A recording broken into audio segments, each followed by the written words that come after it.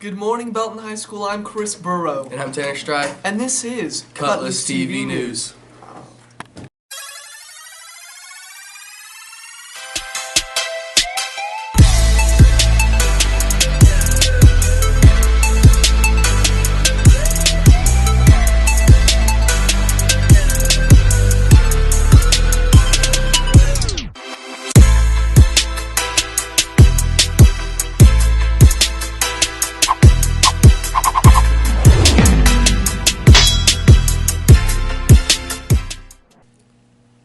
Choir has been hitting their high notes recently. Here's a story on choir from Jade Schlesner and Tyler Renshaw. With contests coming up soon, BHS's many choirs are working hard not only during class, but after school to create flawless performances. There's a lot of practice and work that goes into contest. Junior Ashton Bennett explains what exactly contest is and what the classes are doing to prepare for it. Right now we are just going over our songs every day, fixing some trouble spots, making sure all of our notes are right, so we do really good at contests. That's coming up soon. Our contests are just against all the other choirs in our area, and we sing some songs for judges, and they're pretty hard judges, and last year we got all ones at contests, which is really good. It's based on a scale of 1, 2, and 3, 1 being the best, 3 being the worst, and yeah, that's about it. Senior Ramiro Gonzalez talks about what he himself is doing to prepare. Basically, we just rehearse 2 songs per choir. I'm in men's, Belton Singers, and concert choir, and I have 2 for each one. And then I have a mixed and a men's ensemble, and then I have a solo. That's basically all we do. Senior Tori Galvez recalls her past experience with contest. But we're doing a rehearsal after school for 3 hours of women's, concert, and men's. It's just very repetitive, but memorization is key. Contest is when you take solo and small ensemble pieces where you have a group of like 6 to 8 people, even to 4, and you perform either 2 songs, and it's really great. I took an Italian and an English song, and you just perform those to judges, and they tell you how you sing, and then they rate you. And I got 1s last year, both in district and state. Concert choir, women's choir, and men's choir, just to name a few, will be going to contest on March 7th. So wish all the singers the best of luck. With Tyler Renshaw, this is Jade Schlesner signing off for Cutlass TV News. It's been said that a picture's worth 1,000 words. Here's a story on photography by Kai Zamza and Julian Cantwell. BHS is host to a wide selection of students with different hobbies and talents that go far beyond the gridiron or wrestling mat. Once again, we at Cutlass would like to shine light on these students. This week, we take a look at students who not only live in the moment, but capture it as well. Chris Burrow is an aspiring photographer who has already gained a moderate amount of success. He explains his passion, how much he puts into it, and some of his favorite things about taking snapshots. The thing that really got me into it was my recent trip to San Francisco. You know, I wanted to come back with some fiery pictures, you know, so I just took my dad's camera. I took a couple snapshots and they turned out to be pretty good, so I kind of fell into it from there. My photos gain exposure mainly by Instagram. I feel like it's a great way to share my photos. One of my favorite photos I've ever taken is I just turned around and snapped a photo. Just I didn't even mean for it to be a good picture, but it was I turned it into a black and white, and it was a city skyscraper. I don't know, I love the mood of it. Katie Rich is the most experienced student in Belton when it comes to taking pictures.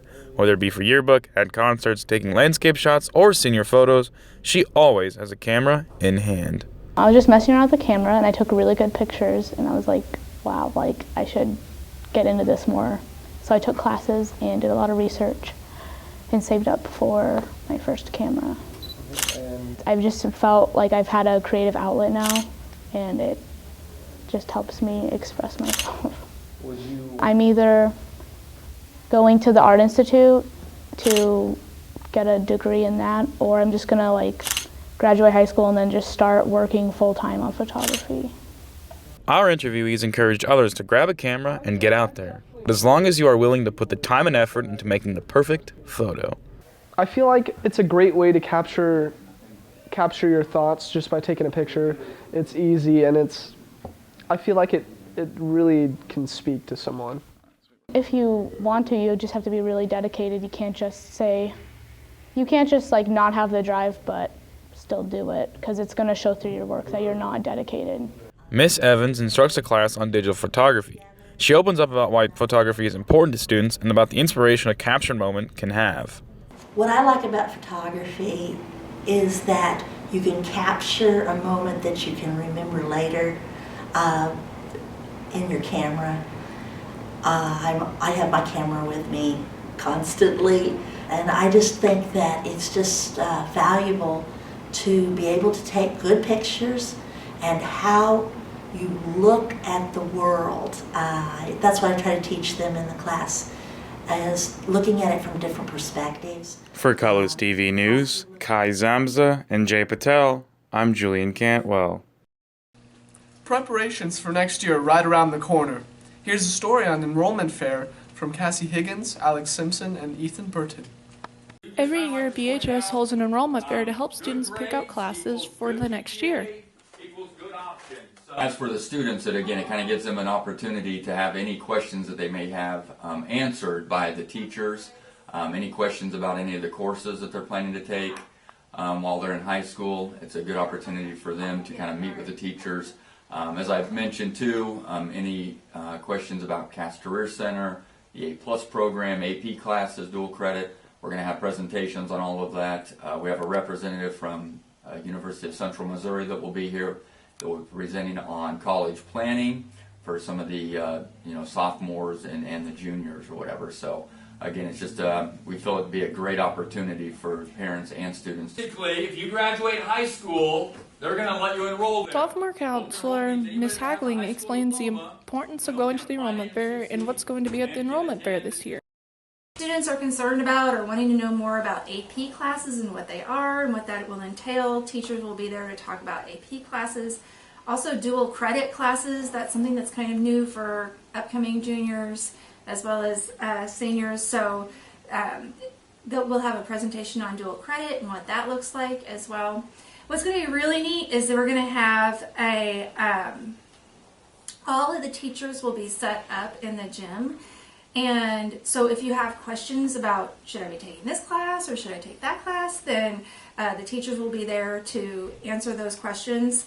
So for instance, like I have a sophomore son and I would be taking them to the math table and saying which math would be best for my son, or we could go directly to that math teacher who my son has and asking what class should he be taking, that type of thing. The higher your GPA, Sophomore Kelsey Lewis expresses why she's going and why she thinks it's important and what she's looking forward to. I'm really excited to find out about the different new advanced classes that I could try and get into and see just the different new classes that I could try. With Cutlass TV News, this has been Alex Simpson, Ethan Burton, and I'm Cassandra Higgins, signing off. Basically, if you graduate... Here's a sports report by Tyler Therio and Corey Auld. Tuesday, boys basketball had an amazing game, defeating Kearney 52-50 by a buzzer beater. Awesome job, boys. Girls basketball, on the other hand, was defeated by Platte County 50-59. Moving on to wrestling, seniors Dolan Crum, Clayton Fenzel, and Jacob Benson made it to state, with Clayton placing 5th, Jacob placing 2nd. Congratulations to freshman Andrew Gamble for winning the state championship.